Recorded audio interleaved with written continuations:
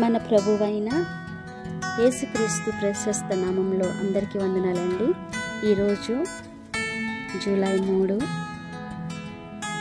మరి 2006 సంవత్సరంలో మా ఆత్మీయ తండ్రి మరియు agape house of prayer church వ్యవస్థాపకులు రెవరెండ్ నందిగం మేస్రత్నం గారు మహిమలోకి పిలువబడిన రోజు.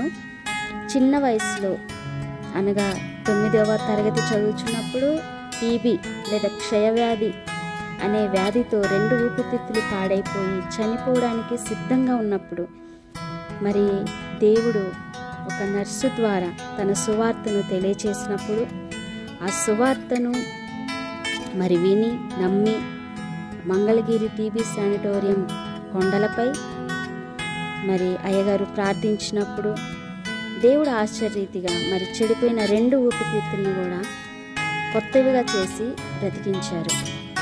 ప్రభువా, నన్ను స్వస్థపరిస్తే నేను నీ సేవ చేసుకుంటాను అని ప్రార్థించిన ఆ ప్రార్థన మనవి యేసయ్య అంగీకరించి తన సేవకుని బ్రతికించి నిలబెట్టారన్నమాట.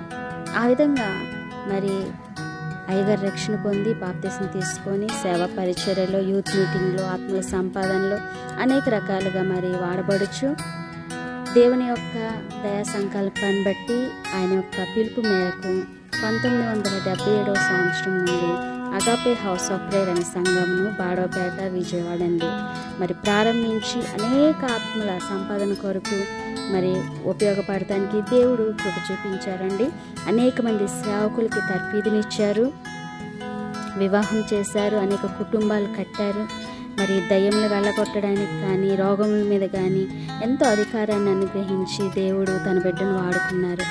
మరి ఆ తర్వాత కొంతకాలానికి తట్టుకోలేని గాలి తుఫాను లాంటి శ్రమలు వచ్చినప్పుడు ధైర్యంగా నిలబడి ఆఖరి క్షణం వరకు కూడా ప్రభు పరిచర్యలో ఉండి దేవుని పిలుపు మేరకు మరి 2006 సంవత్సరం జూలై 3వ తారీఖున మరి ఈవినింగ్ దేవుని మహిమలోకి చేర్చబడ్డారండి. పరలోక పిలుపును గూర్చి కుటుంబానికి ముందుగానే తెలియపరిచారు. ఎందుకంటే దేవుడు మరి దర్శనం ఇచ్చారు. ఆ దర్శనం ద్వారా ఆయనకి పరలోక పిలుపు ఉన్నదని కుటుంబానికి తెలియచేశారు. ఈ యొక్క సంఘ పరిచర్యను వారి సతీమణి గారైన మా ఆత్మీయ తల్లి గారు సుసి యేసరత్నం గారు నడిపించి 2024 డిసెంబర్ 15న మహిమలోకి పిలువబడ్డారండి.